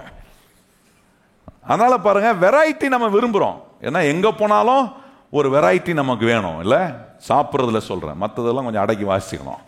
சாப்பிட்றதுல நம்ம வெரைட்டி எதிர்பார்க்குறோம். ஒரு ஹோட்டலுக்கு போனால் வெரைட்டியாக சாப்பிட்றோம். ஒரு ஐஸ்கிரீம் பார்லர் போனால் அங்கே என்ன பண்ணுறோம், அவங்க 20 ஐட்டம் வச்சுருக்காங்கன்னா 20ஐயும் தொட்டு நக்கி அப்படியே எல்லாத்தையும் டேஸ்ட் பண்ணி பார்த்துட்டு நைஸாக வெளியே வந்துடுறோம். பாருங்க திறமையா. அதுக்கும் ஒரு கிருபை வேணும். நான் சொல்ல புரியுதா உங்களுக்கு? ஏன்னா அது ஒரு வெரைட்டியை நம்ம விரும்புகிற ஆட்களாக இருக்கிறோம். தேவனும் வெரைட்டியா நம்மளை உண்டாக்கி இருக்கிறார். கையை வைத்து சொல்லுங்க. ஏன்னா உங்க பக்கத்தில் உட்காந்துருக்கணும் உங்களை மாதிரி இல்லை. அதான் நீங்க வெரைட்டி இருக்கு பாருங்க. நீங்க கவனிச்சு பாருங்க, ஆண்டவர் படைத்த சிருஷ்டிப்புல பாருங்க எவ்வளவு வெரைட்டிஸ். சொல்றாங்க, நாட்டில் நம்ம இந்தியா நாட்டில் ஒரு கணிப்பீடு எடுக்கிறாங்க. இந்த வாழை மரம் இருக்கு பார்த்தீங்களா, வாழைப்பழம் வருது பாருங்க. நம்ம நாட்டில் மாத்திரம் ஏறக்குறைய 250 வெரைட்டிக்கு மேலே இருக்கான் பழங்களில். வாழைப்பழத்தில் நமக்கு தெரிஞ்ச ஒரு 4 வாழை, பச்சை வாழைப்பழம், மஞ்சள் வாழைப்பழம், கருப்பழ வாழை, அப்புறம் சீனி அப்படின்வாங்க, சீனி பழம்னுவாங்க, என்னென்னமோ சொல்கிறாங்க. ஒவ்வொரு ஊருக்கு போனால் ஒவ்வொரு பழம். நம்ம நாட்டில் மாத்திரம் 250 வெரைட்டிக்கு மேலே இருக்கு. இந்த வெரைட்டி எப்படி மனுஷனா உண்டாக்கணும்? கர்த்தர் எல்லாவற்றையும் வெரைட்டியா உண்டாக்குற. கையை வச்சு சொல்லுங்க, கர்த்தர் எல்லாவற்றையும். மரம் செடி கொடிகளையே இவ்வளவு வெரைட்டியா உண்டாக்கி இருப்பாருன்னா மனுஷனை வெரைட்டியா உண்டாக்காமலா விட்டுருப்பாரு? கொஞ்சம் யோசிச்சு பாருங்க. அப்படி வெரைட்டியா உண்டாக்கப்பட்ட மனுஷனா இருந்தாலும் அவனை செயல் முறைக்குள்ள கொண்டு வரும்போது வெவ்வேறுவனா செயல்பட வைக்கல, ஒற்றுமையா கர்த்தர் செயல்பட வைக்கிறார். கையை வச்சு சொல்லுங்க, கர்த்தர் என்ன செய்கிறார்? நம்மளை ஒற்றுமையா. கையை வச்சு சொல்லுங்க, நம்ம எப்படி செயல்படணும்? ஒற்றுமையா செயல்படும் போது எல்லா என்ன விசேஷித்த தன்மைகளை கர்த்தர் நமக்கு உண்டாக்குற. நம்முடைய செயல்கள் வித்தியாசமானதா இருந்தாலும் கர்த்தர் நம்மளை எந்த இடத்துல கொண்டு போனாலும் வேர் பிரித்து காட்ட அவர் வல்லவராக இருக்கிறார். எத்தனை பேர் அப்படி வேர் பிரிக்கப்பட்டவர்களா இருக்கணுமா? கையை உயர்த்தி சொல்லுங்க, ஆண்டவரே எங்க போனாலும் நீர் என்ன வேர் பிரித்து காட்டுகிற அடையாளம் என் வாழ்க்கையில உண்டாகணும். எத்தனை பேர் விசுவாசிக்கிறவங்க நல்ல கையை உயர்த்தி சொல்லுங்க, ஆண்டவரே என்ன நீர் வேர் பிரித்து காட்டுகிற அடையாளம் எனக்கு என்ன ஆகணும்? உண்டாயிட்டே இருக்கணும். பாருங்க அங்க 1 கொரிந்தியர் 3ஆம் அதிகாரத்துல கவனிங்க. அங்க பாருங்க என்ன நடக்குது பாருங்க. இப்போ ஒரு காரியத்துல ஒரு குழப்பம் வருது. குழப்பம் வரும்போது அதை எப்படி ஆண்டவர் தெளிவுபடுத்துறாருன்றத இங்க கவனிச்சு பாருங்க. 1 கொரிந்தியர் 3ஆம் அதிகாரம் 5ஆம் வசனம் வாசிப்போமா? 5ஆம் வசனம் அங்க சொல்லியிருக்கு பாருங்க. பவுல் யார்? அப்போலோ யார்? கர்த்தர் அவனுக்கு அருள் அளித்தபடியே நீங்கள் விசுவாசிக்கிறதுக்கு ஏதுவாய் இந்த ஊழியக்காரர் தானே. நான் நட்டினேன், அப்போலோ நீர் பாய்ச்சினான், தேவன் விளைய செய்தார். அப்படி இருக்க நடுகிறவனாலும் ஒன்றுமில்லை, நீர் பாய்ச்சுகிறவனாலும் ஒன்றுமில்லை, விளைய செய்கிற தேவனாலே எல்லாம் ஆகும். மேலும் நடுகிறவனும் நீர் பாய்ச்சுகிறவனும் ஒன்றாயிருக்க. நல்லா கவனிங்க, நடுகிறவனோ நீர் பாய்ச்சுகிறவனோ, மறுபடியும் வாசிங்க, நடுகிறவனோ நீர் பாய்ச்சுகிறவனோ ஒன்றாயிருக்கிறார்கள். அவன் தன் வேலையை தக்கதாக கூலியை பெறுவான். நாங்கள் தேவனுக்கு உடன் வேலை ஆட்களாய் இருக்கிறோம். நீங்கள் தேவனுடைய மாளிகையாய் இருக்கிறீர்கள். எவ்வளவு அருமையா சொல்றாரு பாருங்க. இப்போ கேட்கிறாரு, அப்போலோக்கு ஒரு வேலை இருந்துச்சு, பவுலுக்கு ஒரு வேலை இருந்துச்சு. இப்போ நம்ம என்ன கேட்போம்? அப்போலோ தண்ணி பாய்ச்சினாரு, பவுல் என்ன பண்ணாரு? விதைச்சாரு. இப்போ நம்ம என்ன கேட்போம்? விதைச்ச பவுல் பெருசா, தண்ணி ஊத்துன அப்போலோ பெருசா? ஆண்டவர் சொல்றாரு, இப்படி பிரிச்சு பார்த்தீங்கன்னா எதுவுமே பெருசு இல்லைன்றாரு. நல்லா கவனிங்க, இப்படி பிரிச்சு பார்த்தா எதுவுமே பெருசு இல்லை. ஏன்னா நடுகிறவனோ தண்ணீர் பாய்ச்சுகிறவனோ ஒன்றா இருக்கிறான். ஏன்னா இந்த விதைக்கிறதுனாலயோ தண்ணி ஊத்துறதுனால நடக்கிறது இல்லை, அது நமக்கு செய்ய வேண்டிய நியமிக்கப்பட்ட வேலை. கர்த்தர் நம்ம கையில கொடுத்திருக்கிற செயல்முறைகள் அது. அந்த செயல்முறை செய்யும் போது அதுல நான் தனியாளு, நான் பெருசா நீ பெருசான்னு பார்த்தா அங்க ஒற்றுமை கெடுக்கப்படும். நான் சொன்னேன் பார்த்தீங்களா, குருடனை கர்த்தர் வித்தியாசமா தொட்டு சுகமாக்கினா சொன்னேன் பார்த்தீங்களா. என்ன இந்த எச்சை போட்டு மண்ணில் போட்டு மண்ணை எடுத்து அதை ஒரு பேஸ்ட் மாதிரி ஆக்கி ஆண்டவர் தடவினார்ல, தடவி சுகமானவன் சொல்றான்னு வைங்களேன், ஏசுநாதர் என் கண்ணை சுகமாக்குனது இப்படி எச்சை துப்பி அதை எதுவாக்கி அதான் போட்டார். இங்க பருத்திமே சொல்றான், அதெல்லாம் ஒண்ணுமே செய்யலையே எனக்கு, அதெல்லாம் கிடையாது. இல்ல இல்ல, ஏசுநாதர் எனக்கு எப்படி அற்புதம் செஞ்சாரோ அப்படிதான் அற்புதம்னு சொல்லி சண்டை போட்டாங்கன்னா இது ஒரு கூட்டமாயிடும், அது ஒரு கூட்டமாயிடும். அது மாதிரிதான் இங்க ஆயிடுச்சு. கேட்கிறான், பவுல் பெருசா அப்போலோ பெருசா, யாரு பெருசுன்ற வித்தியாசம் வரும்போது என்ன உடைக்கப்படுதுன்னா, தேவன் அவர் தந்த தம்முடைய மகிமைய மனுஷன் இழந்து போகிறான். நல்லா கவனிங்க, இன்னைக்கு நம்முடைய வாழ்க்கையில் நிறைய ஆசீர்வாதங்களை இழப்பதுக்கு தேவன் கொடுக்கிற இந்த மகிமையான ஸ்பாபத்தை நம்ம இழந்து போகிறதுனால பிரிக்கிறான் பிசாசு. பலனை இணைந்து அனுபவிக்க முடியாம பிரிக்கிறான். குடும்பத்திலே பாருங்க, கணவன் மனைவி என்ற உறவிலேயே பிசாசு என்ன செய்யறான்? 2 பேருடைய சம்பாத்தியத்தையும் இணைந்து அனுபவிக்க விடாம பிரித்து அனுபவிக்கக்கூடிய நிலையில வச்சிருக்கிறான் இன்னைக்கு நிறைய குடும்பத்துல. என் சம்பாத்தியம் நான் பார்த்துப்பேன், உன் சம்பாத்தியத்தை நீர் பார்த்துக்கோ. உங்ககிட்ட இருந்து நானும் கேட்க மாட்டேன், என்கிட்ட நீ என்ன பண்ணக்கூடாது? கேட்கவும் கூடாது. இது பிசாசு பண்ற தந்திரமான வேலை. குடும்பத்தில் ஒற்றுமையை கெடுத்து வாழ்க்கையை சின்ன பின்னம் ஆக்கக்கூடிய வேலைகளை பிசாசு செய்யறான் பாருங்க. அதனால தான் ஆண்டவர் சொல்றாரு, உங்க சரீரத்தையே எடுத்து பாருங்களேன். எக்ஸாம்பிளுக்கு உங்க சரீரத்தையே, கையில நிறைய ரேகை இருக்கு பார்த்தீங்களா? நம்ம கை ரேகைனா ஜோசியக்காரன்ட்ட போயிடாதீங்க. நான் சொல்றது கையில நிறைய இந்த ஃபிங்கர்ஸ்ல நிறைய நம்ம கண்ணுக்கு தெரியாத நிறைய கை ரேகைன்றாங்க. கரெக்டா சொன்னாங்க பாருங்க. என்ன ரேகை? கை ரேகை. இந்த கை ரேகையை இன்னைக்கு நிறைய இன்ஸ்ட்ருமெண்ட் வந்துருச்சு பாருங்க. சிலர்லாம் நீங்க கொண்டு போய் உங்க கையை வச்சாதான் என்ன ஆகும்? ஓப்பன் ஆகும். நீங்க கையை வச்சு செட் பண்ணதுல இன்னொரு ஆளுடைய கையை வச்சீங்கன்னா ஓப்பன் ஆகுமா? இப்ப கைரேகை வந்து அது ஒரு காலம், ஒரு 5 வருஷத்துக்கு முன்னாடி கைரேகை ரொம்ப ஃபேமஸா இருந்துச்சு. இப்போ ரொம்ப ஃபேமஸா இருக்கிறது என்னன்னா மூஞ்சி. இந்த மூஞ்சி காட்டி ஃபேஸ் ஐடின்றாங்க. என்ன ஐடியா?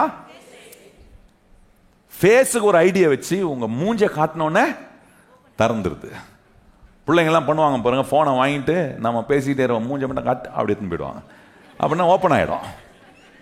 இந்த ஃபேஸ் ரேகை வந்ததுலேருந்து என்ன பாருங்க, அது கூட பாருங்க என்னன்னா யாருடைய மூஞ்சி அதில் ரேகை எடுத்திருக்கோ அந்த மூஞ்சியுடைய ரேகத்தை காட்டினா தான் ஓப்பன் ஆகும். எல்லாரும் ஓப்பன் ஆகிடாது. மனுஷனுக்கு ஆண்டவர் கொடுத்துருக்க டிஎன்ஏ இருக்கு பார்த்தீங்களா? இந்த ஒவ்வொரு டிஎன்ஏமும் ஒவ்வொரு யூனிக்கானது. உங்க டிஎன்ஏ யாரோடையும் செட் ஆகாதுங்க. இவ்வளவு ஆண்டவர் யூனிக்கா நம்மளை படைச்சு வச்சிருக்கும் போது நான் ஏன் இன்னும் எனக்குள்ள நான் பெரியவனா நீ பெரியவனா ஏன் ஒரு விஷயத்தை பிரிச்சு பார்க்கிறோம்? ஏன்னா கர்த்தர் நமக்கு போட்டிருக்கிற அஸ்திபாரமோ நம்மளை கர்த்தர் செயல்பட விரும்புகிற அந்த செயல்முறைகளை புரிந்து கொள்ளாததுனால பிசாசு இதுக்குள்ள பூந்து இந்த விஷயம், இந்த சத்தியம் தெரியாதவங்களுக்குள்ள பூந்து அவனுடைய வாழ்க்கையில் இருக்கிற ஒற்றுமையை கெடுக்கிறான். அவங்க எங்கெல்லாம் போறாங்களோ அவங்க மூலமா ஒற்றுமை உண்டாகாம பிரிவை உண்டாகக்கூடிய வேலையை பிசாசு செய்யறான். இன்னைக்கு நமக்கு ஆண்டவர் சொல்லி கொடுக்கிற காரியம், இனிமே நான் எங்க போனாலும் இயேசு அவர் உண்டாக்குற அந்த ஒற்றுமையை என் மூலமா உண்டாக்குவார். கையை உயர்த்தி சொல்லுங்க, என்ன செய்வார் இயேசுநாதர்? நம்ம எங்க போனாலும் அந்த இயேசுநாதருக்கும் பிதாவுக்கும் இருந்த அதே ஒற்றுமையை எனக்குள்ள தேவன் உண்டாக்குறார்.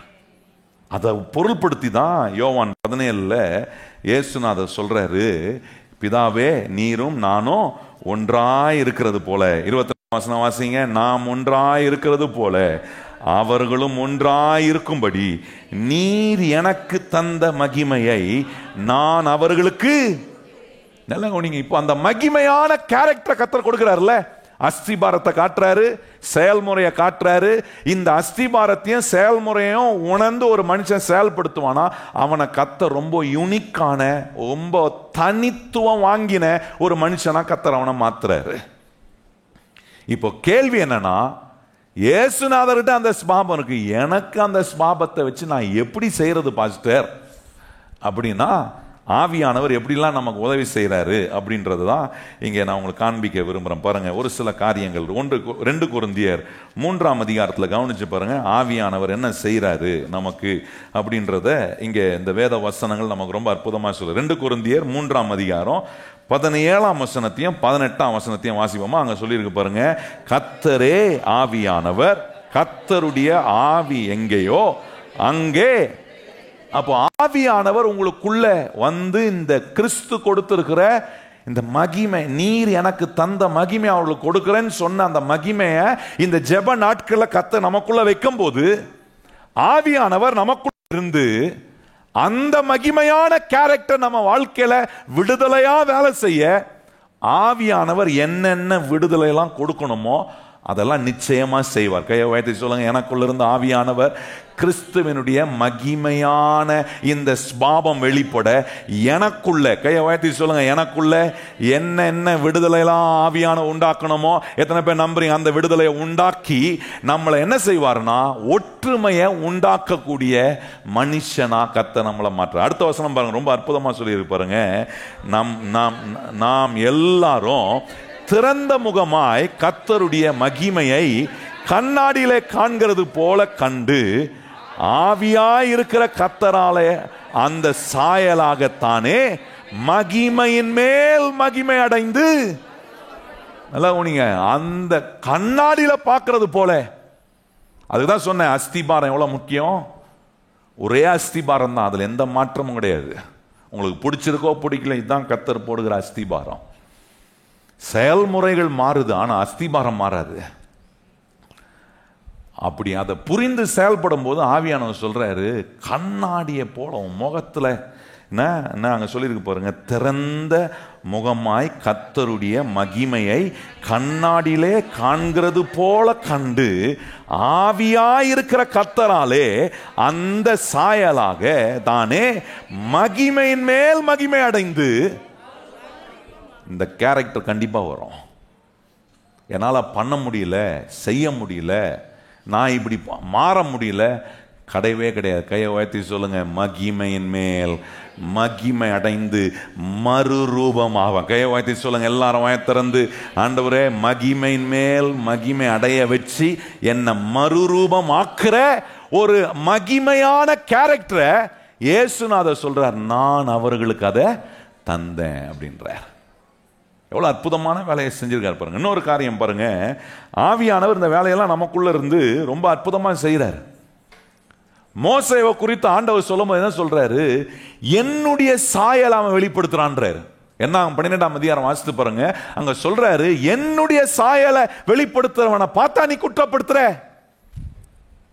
நல்ல கவனிங்கள், மோசேவுடைய வாழ்க்கை ஆண்டவர் சாட்சி கொடுக்கும் போது ஏன் சாயலை அவன் வெளிப்படுத்தி காட்டுறான். என் தாசன் ஆகிய மோசே என் வீட்டு எங்கும் அவன் எப்படி இருக்கிறான், உண்மை உள்ளவனா இருக்கிறான். அதனாலதான் பாருங்க, அவன் போன போதெல்லாம் தேவ சமூகத்துக்கு போய் காத்திருந்து வந்த போது அவன் முகம் எப்படி இருந்துச்சுன்னா கர்த்தருடைய மகிமையினால நிரப்பப்பட்டு. சொல்லுங்க, இப்படிப்பட்ட ஸ்வாபம் தேவன் கொடுத்திருக்கிற ஸ்வாபத்தை வெளிக்காட்டும் போது நான் சொல்றேன், இருள் அடைந்தவர்களா இருக்க மாட்டோம், மகிமையின் மேல் மகிமை. கையை சொல்லுங்க, என்ன ஆகும், நமக்கு மகிமையின் மேல மகிமையான சாயலை கர்த்தர் உண்டு பண்றாரு. 40 நாள் போய் இரவும் பகலும் மோசே என்ன புசிக்காம குடிக்காம தேவனுடைய சமூகத்துல காத்திருந்து வந்தானே, அவன் எப்படி வந்தாங்க, இறங்கி வரும்போது வேதம் சொல்லுகிறது, எருசலேமினுடைய மூப்பர்கள் அவனுடைய முகத்தை பார்க்க முடியவில்லை, அவ்வளவு பிரகாசம். நான் கேட்கிறேன், இந்த இத்தனை நாட்கள் இன்னைக்கு நம்ம என்ன 19வது தடவை தேவ சமூகத்தில் உட்கார்ந்துட்டு நம்ம வெளியே போறோமே, நம்ம முகத்தை பார்க்கும்போது என்ன சொல்றாங்க, இன்னும் கொஞ்சம் பவுடர் போட்டு வர வேண்டியது தானே அப்படின்னு சொல்றாங்களா? என்ன சொல்றாங்க கொஞ்சம் கவனிச்சு பாருங்க. சிலர் ஆரம்பிக்கும் போது மகிமையா ஆரம்பிச்சிருப்பாங்க, முடிய நேரத்தில் நிறைய பேர் ஆப்சென்ட் ஆயிடுவாங்க. என்னன்னா முடியல, நமக்கு ஜபத்துக்கு போய் என்ன. ஆனா இன்னைக்கு நம்மளை கர்த்தர் மறுபடியும் கொண்டு வந்திருக்காரு. ஏன் தெரியுமா, மகிமையின் மேல் மகிமை அடைய வைக்க. கையை வச்சு சொல்ல, நம்மளை என்ன பண்றாரு, மகிமையின் மேல் மகிமை அடைய வைத்து முடியாதுல்ல மறுரூபமாக்குற கர்த்தருடைய ஆவியானவர் நமக்குள்ள இருந்து வேலை செய்யறாரு. இந்த ஜெபம் முடிச்சு போகும்போது எப்படி இருக்கும், மகிமையாய் கர்த்தர் நம்ம மேல அவருடைய பிரசன்னத்தை வெளிப்படுத்துவார். கையை சொல்லுங்க, என் மூஞ்சி எப்படி இருக்கும். 40 நாள் அவன் ஜெபம் பண்ணிட்டு வந்தவனுடைய முகம் எப்படி இருந்துச்சுன்னா பிரகாசமா இருந்துச்சு. 1.5 மணி நேரம் ஜெபம் பண்ற நம்ம மூஞ்சி எப்படி இருக்கு பாருங்க. சில நேரத்துல அப்படியே சோர்ந்து போய் அப்படியே சிலுவையில் கடைசி மணி நேரத்தில் இயேசுநாதர் உயிரை கொடுக்கிறது போல ரெடியா இருக்கிற பிதாவே ஆவியமா கொடுக்க. சிலெல்லாம் பார்த்தா அப்படித்தான் இருக்கு. ஆஃபீஸில் நல்லா மாங்கின வேலை செஞ்சுட்டு ஆண்டவரை ஆலயத்தில் ஆவியை ஒப்பு கொடுக்க வந்துட்டேன்.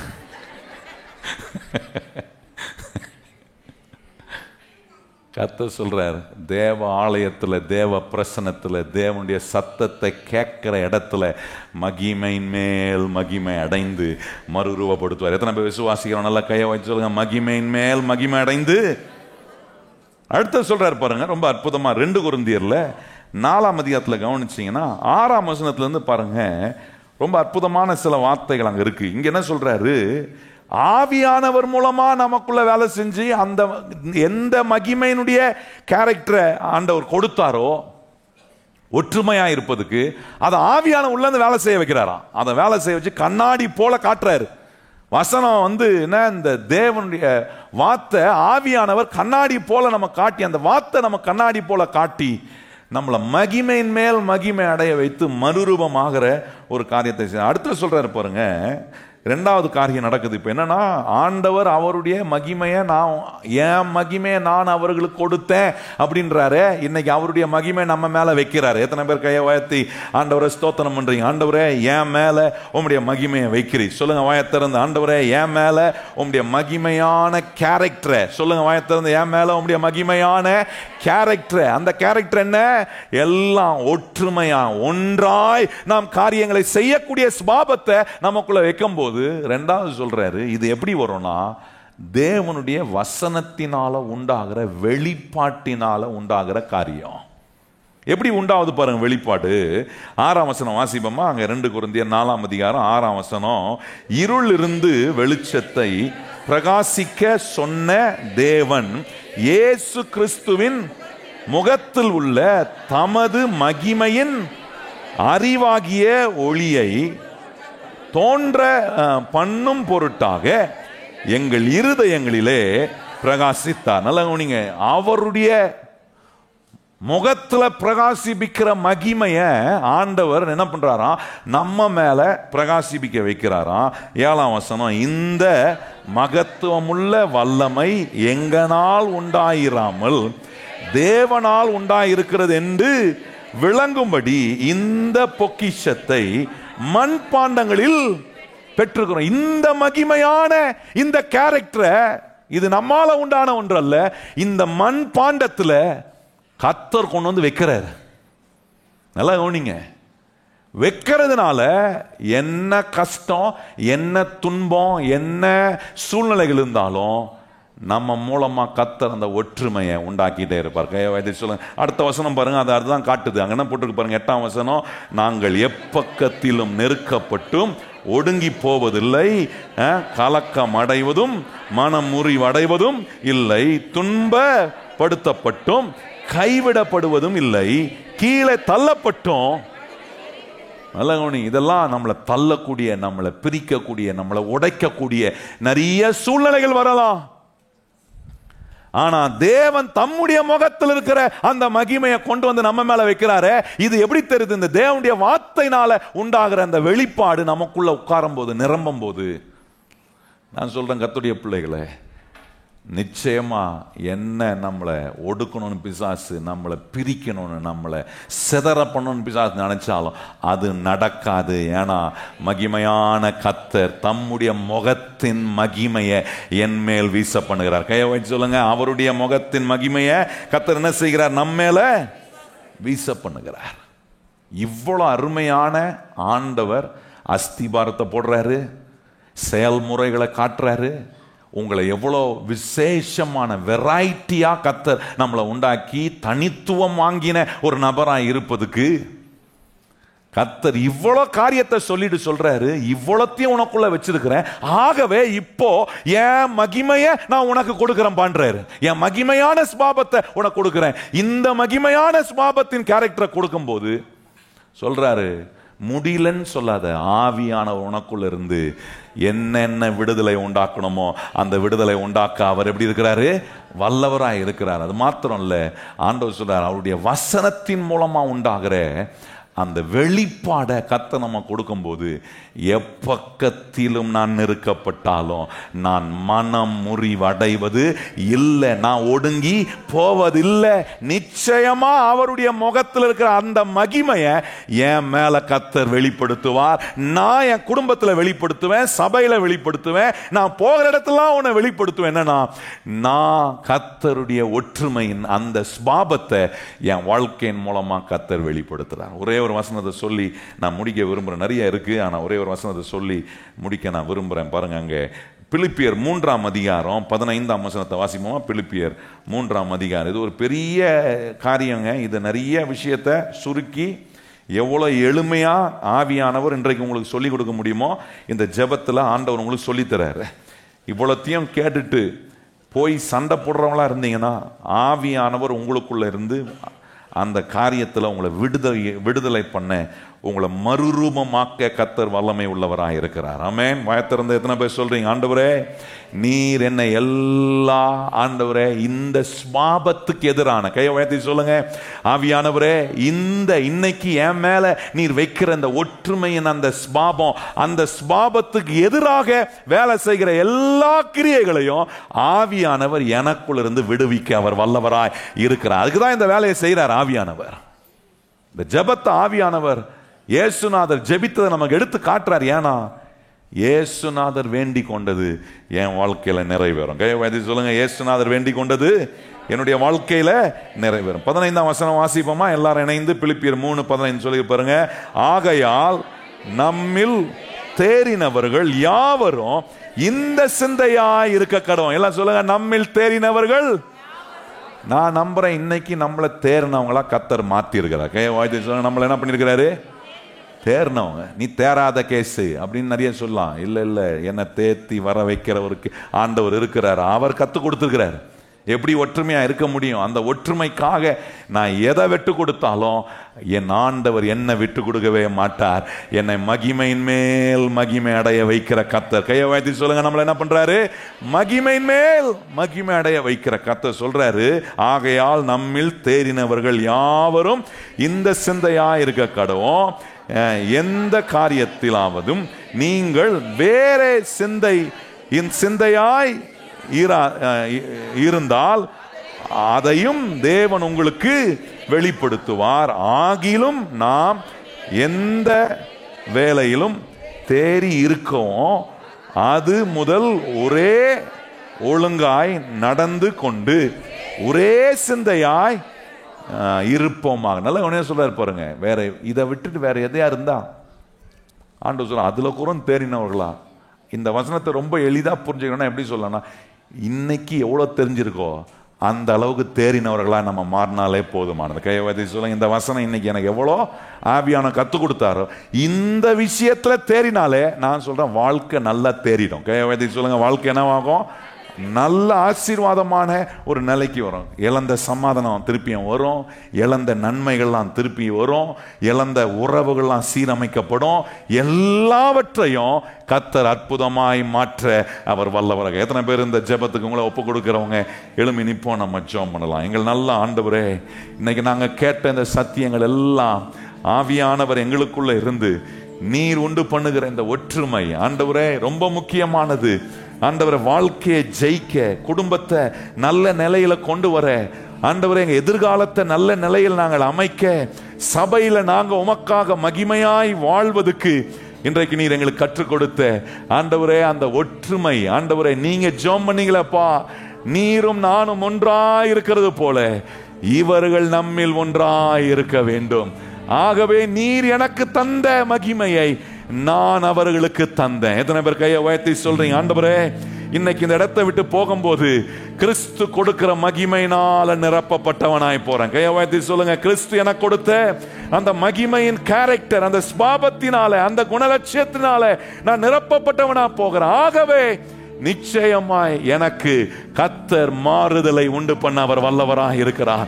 எத்தனை பேர் விசுவாசிக்கிறவங்க நல்ல கையை உயர்த்தி சொல்லுங்க, ஆண்டவரே எனக்கு மாறுதலை உண்டு பண்ண நீர் வல்லமை உள்ள தேவனா இருக்கிறீர். எதெல்லாம் மாறாம இருக்கோ இன்றைக்கு ஆண்டவரே இந்த நிமிஷத்திலிருந்து அதற்கான மாறுதலின் வேலையை கர்த்தர் நீ செய்ய ஆரம்பித்திருக்கிறீர். எத்தனை பேர் சொல்ல முடியும், ஆண்டவரே இந்த மகிமையை கர்த்தர் என் மேல நீர் வைத்திருக்கிறதுனாலே மாறாதது ஒன்றுமே கிடையாது. கர்த்தர் எல்லாவற்றையும் மாற்றுவார். எத்தனை பேர் விசுவாசிக்கிறோம்? நல்ல கையை உயர்த்தி வாய்களை திறந்து சொல்லுங்க, ஆண்டவரே நீர் எல்லாவற்றையும் மாற்ற வல்லவர். நிச்சயமாய் மாறும். வேதம் சொல்லியிருக்கிறபடியே நமக்கு சாதகமா காரியங்களை கர்த்தர் மாற்றி அமைப்பார். எத்தனை பேர் விசுவாசிக்கிறவங்க கையை தட்டி ஆண்டவருக்கு நன்றி சொல்லுங்கள். உங்களுக்கு சாதகமாய் காரியங்களை மாற்றுவார். ஏன் மாற்றுகிறார்?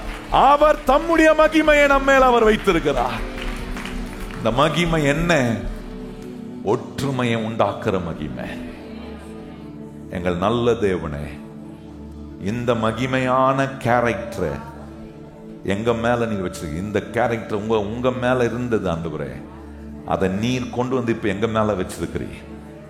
ஆகவே நாங்க எங்கெல்லாம் போறோமோ நிச்சயமா மகிமையின் மேல் மகிமை அடைந்து மறுரூபமாகிற ஆசீர்வாதம் எங்களுக்கு உண்டாகும். எத்தனை பேர் கையை உயர்த்தி சொல்றீங்க, ஆண்டவரே எத்தனையோ வருஷம் குடும்பத்தில் இருந்த பிரச்சனை எல்லாம் கர்த்தர் இந்த நாட்களை சரியாகிறத பாப்பீங்க. ஏன்னா ஒற்றுமையின் அந்த ஸ்வாபத்தை கர்த்தர் உங்க மேல வச்சிருக்கிறார். அதை செயல்படுத்த இன்னைக்கு அந்த செயல்முறைகளை கர்த்தர் கத்துக் கொடுத்திருக்கிறார். அதை போய் செயல்படுத்துங்க. கேட்டதை கேட்ட நிலையில மாத்திரம் வைக்காம அதை செயல்படுத்தினீங்கன்னா நான் சொல்றேன், எத்தனை தலைமுறையா நீங்க பிரிந்திருந்தாலும் தலைமுறைகளை ஒன்றாக சேர்க்கிற ஆவியானவருடைய பலத்த வேலைகள் உங்க குடும்பத்துக்குள்ள, உங்க வாழ்க்கைக்குள்ள கர்த்தர் கிரியை செய்ய ஆண்டவர் நிச்சயமா வேலை செய்வார். கரமுயர்த்தி வாய்களை திறந்து கர்த்தரை ஸ்தோத்திரம் பண்ணுங்க. ஆண்டவரே இன்னைக்கு எங்களோட நீர் வல்லமையாய் பேசினதுக்காக ஸ்தோத்திரம் ஆண்டவரே. நாங்க யாரோடையும் ஆண்டவரே பகையை நாங்க வைக்க மாட்டோம். சொல்லுங்க வாயத்திறந்து, யாரோடையும் பகையை வைக்க மாட்டோம். எங்க குடும்பத்துல யாரையும் நாங்க வெறுப்பதில்லை ஆண்டவரே. யாரும் நாங்க வேண்டாதவங்கன்னு பார்க்க கூடாது ஆண்டவரே. இன்று முதல் உம்முடைய மகிமை எங்க மேல வச்சிருக்கிறீங்க ஆண்டவரே. இந்த மகிமையான கேரக்டர் எங்க மேல வச்சிருக்கிறீங்க. நாங்க போகிற இடத்துல ஆவியானவர் ஒற்றுமையை உண்டு பண்ணுகிற அந்த மகிமையான கிரியைகளை எங்க சொந்த கண்ணால நாங்க காண கிருபை செய்யும். உம்மை போல எங்களை மாற்றுகிறதுக்காக ஸ்தோத்திரம். ஹல்லேலூயா. ஒவ்வொரு நாளும் எங்களை உம்முடைய சாயல்ல கொண்டு வரீங்க. அதனாலதான் மகிமையின் மேல் மகிமை அடைந்து நாங்க மறுரூபமாகிறோம்.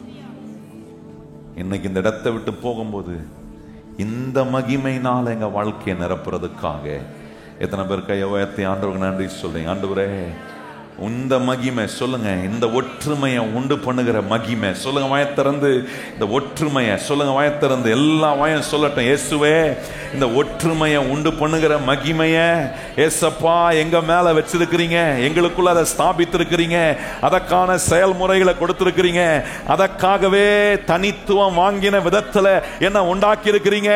அந்த மகிமையை எங்க மேல வச்சிருக்கிறதுனால அதை எப்படி செயல்படுத்தணும் என்பதை இன்னைக்கு எங்களுக்கு சொல்லிக் கொடுத்திருக்கிறீங்க ஆண்டவரே.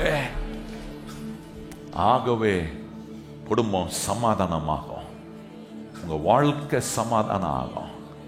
எல்லாவற்றுக்கு மேல ஒண்ணு நடக்கும். அது என்ன தெரியுமா? உங்க ஆத்துமாவுக்குள்ள ஒரு பெரிய சமாதானத்தை அனுபவிப்பீங்க. எத்தனை பேர் அனுபவிக்க விரும்புற கர்த்தருடைய பிள்ளைகள் கரம் தட்டி கர்த்தருக்கு நன்றி சொல்லுங்க. எனக்குள்ள ஒரு சமாதானம், எனக்குள்ளாக ஒரு சமாதானம், நான் போகிற இடத்துல எல்லாம் சமாதானம். இப்படிப்பட்ட ஆசீர்வாதம் கர்த்தர் தாங்க கொடுக்க முடியும். அதுதான் இயேசுநாதர் நமக்காக வேண்டுதல் செஞ்சார். இந்த வேண்டுதலை வேஸ்ட் பண்ணிடக்கூடாது. இன்னைக்கு இவ்வளவு நேரம் ஆவியானவங்களுக்கு சொல்லி கொடுத்த இந்த வேண்டுதலை வேஸ்ட் பண்ணிடாதீங்க. இன்னைக்கு யாரோடையாவது பேசணுமா போய் பேசுங்க. யாரையோடாவது நீங்க ஒப்புரவாகணுமா போய் ஒப்புரவாகுங்க. ஏன்னா உங்க மூலமா ஒற்றுமையினால கர்த்தர் கொண்டு வருகிற ஒரு பெருக்கம் இருக்கு பாருங்க. அதை நீங்க கணக்கிடவே முடியாது. அது ஒரு திரள் பெருக்கத்தை உங்க வாழ்க்கைக்குள்ள உங்க முயற்சிக்குள்ள உங்க எதிர்காலத்துக்குள்ள கர்த்தர் நிச்சயமா கொண்டு வருவார். ஆவியானவர் சபைக்கு ஒன்னு சொல்றாருன்னா அதுல பெரிய ஆசீர்வாதத்தை கர்த்தர் வச்சிருக்கிறார். எத்தனை பேர் விசுவாசிக்கிறீங்க? அதுல ஒரு பெரிய ஆசீர்வாதம். நீண்ட நாளா சிலதெல்லாம் வராம தடப்பட்டுட்டே இருக்கு பாத்தீங்களா? அது காரணம் தெரியுமா? ஒற்றுமை இல்லை. ஆண்டவர் இன்னைக்கு சொல்றாரு, நீ வழிய போ. அது உன் மேல தப்பே இல்லாம இருக்கலாம், ஆனா நீ வழிய போய் ஒப்புரவாகு. மகிமையான கர்த்தர் உனக்கு காரியங்களை சாதகமாய் அவர் மாற்றுவார். எத்தனை பேர் நம்புறவங்க சொல்லுங்க? ஆண்டவரே, எனக்கு காரியங்கள் சாதகமாய் மாறும். நிச்சயமா ஒரு மாறுதலை பார்ப்பீங்க. எங்கள் அன்பின் பரலோக பிதாவே, இந்த நல்ல மாறுதலை இங்க வந்திருக்கிற நாங்க ஒவ்வொருவரும் எங்க குடும்பத்துல, எங்களுக்குள்ள, எங்களை சுத்தி இருக்கிறவர்கள் மத்தியில நாங்க உண்டு பண்ணுகிறவர்களாய், நாங்கள் அனுபவிக்கிறவர்களாய், கேட்ட தேவனுடைய வார்த்தையின்படி நீர் உம்முடைய மகிமை எங்களுக்கு கொடுக்கிறீர். அந்த ஒற்றுமையை உண்டாக்குற அந்த மகிமையை, அந்த கேரக்டரை எங்களுக்கு கொடுக்கிறீர். அதை நாங்கள் வேஸ்ட் பண்ணிடக்கூடாது ஆண்டவரே. ஒவ்வொரு நாளும் நாங்கள் பயன்படுத்தி உம்முடைய நாமத்தை நாங்கள் மகிமைப்படுத்த கிருபை செய்யும். மீதி உள்ள இன்னும் 2 நாள் ஜெபத்தை உம்முடைய கரத்தில் ஒப்பு கொடுக்கிறோம். எல்லா மக்களும் வரணும். இது எவ்வளவு பிரயோஜனமான வார்த்தைகள். இதை கேட்காத ஒருத்தர் இருக்கக்கூடாது ஆண்டவரே. கேட்கும்படி ஆவியானவர் எல்லா வேலைகளையும் நீர் செய்வீராக. எங்க பிளஸிங் சென்டர் சபையில் இருக்கிற ஒவ்வொரு குடும்பங்களையும் நீர் ஆசீர்வதிப்பீராக. கையை உயர்த்தி எத்தனை பேர் ஜெபம் பண்றீங்க? ஆண்டவரே, எங்க பிளஸிங் சென்டர் சபைக்குள்ள இருக்கிற ஒவ்வொரு குடும்பத்தையும் சொல்லுங்க ஆண்டவரே, பேர் பேராய் ஆசீர்வதிப்பீராக. சொல்லுங்க, பேர் பேராய் ஆசீர்வதிப்பீராக. அவங்க குடும்பங்களை ஆசீர்வதிப்பீராக. அவங்களுடைய உறவுகளை ஆசீர்வதிப்பீராக. அவருடைய வேலைகளை ஆசீர்வதிப்பீராக. இந்த ஞாயிற்றுக்கிழமை நடக்கிற இந்த சுவிசேஷ கூட்டத்துக்காக ஒரு ஜெபம் பண்ணு. எல்லாரும் கையை உயர்த்தி ஜெபம் பண்ணுங்க. ஏறக்குறைய ஒரு 300 புதிய ஆத்துமாக்கள் இங்கே வரப்போகிறாங்க. அந்த 300 புதிய ஆத்துமாவுக்கும் நம்ம பிள்ளைங்க ஒரு ட்ராமாவை நடிக்கிறாங்க. அந்த டிராமாவில் நடிக்கிற ஒவ்வொரு பிள்ளைகளுக்காக கையை உயர்த்தி ஒரு ஜெபம் பண்ணுங்க. ஆண்டவரே, அவங்க மூலமா நீ சுவிசேஷ செய்தியை சொல்ல போறீர், அவர்களை உம்முடைய அபிஷேகத்தினால நிரப்புவீராக சொல்லுங்க. ஆண்டவரே, அதை டைரக்ட் பண்றவங்க, அதுல நடிக்கிறவங்க, அந்த ப்ரொடக்ஷன் டீம்ல இருக்கிறவங்க, ஆண்டவரே அதுல காஸ்டிங், ஆண்டவரே அந்த கிராஃப்ட் ஒர்க் பண்றவங்க, காஸ்டியூம் ஒர்க் பண்றவங்க, ஆண்டவரே அதுக்காக ஜெபிக்கிறவங்க, அதற்காக ஆர்கனைஸ் பண்றவங்க, அதுக்கு வாலண்டியர்ஸா இருக்கிறவங்க எல்லாரும், அதுக்கு கேமரா எடுக்கிற எல்லா பிள்ளைகள் மேலையும் ஒரே ஆவியானவர் பலமாய் இறங்கி வருவீராக. ஒரு பெரிய மாறுதலை, ஒரு பெரிய சுவிசேஷத்தை வருகிற ஜனங்களுடைய இருதயத்துக்குள்ள நீங்க விதைக்கணும். ஆண்டவரே, எங்களுக்கு இயேசு ஆண்டவராய் இருக்கிறது போல அவர்களுக்கும் நீர் ஆண்டவராய் மாறுவீராக. நிச்சயமா இந்த ஆலயத்துல நீங்க மகிமைப்பட்டு கொண்டு இருக்கிறதுக்காக ஸ்தோத்திரம். பிள்ளைகளை சமாதானத்தோட அனுப்புவோம். எல்லா பொல்லாப்பு, தீமை, மாயைக்கு விலக்கி பாதுகாத்து இயேசு கிறிஸ்துவின் அன்புள்ள நாமத்தில் வேண்டி ஜெபம் செய்கிறோம் எங்கள் பரிசுத்தமுள்ள நல்ல பிதாவே, ஆமென். இப்பொழுது நம்முடைய கர்த்தராகிய இயேசு கிறிஸ்துவின் கிருபையும் பிதாவாகிய தேவனுடைய அன்பும் பரிசுத்த ஆவியானுடைய அந்யோன்ய ஐக்கியமும் இன்றும் என்றும் சதா காலங்களும் நம் அன்னையுடன் லைத்திருப்பதாக. ஆமென். எல்லாம் இணைந்து சொல்லுவோம். என் ஆத்துமாவே கர்த்தரை ஸ்தோத்திரி, என் முழு உள்ளமே பரிசுத்த நாமத்தை ஸ்தோத்திரி. என் ஆத்துமாவே கர்த்தரை ஸ்தோத்திரி, கர்த்தர் செய்த சகல உபகாரங்களை மறவாதே. ஆமென்.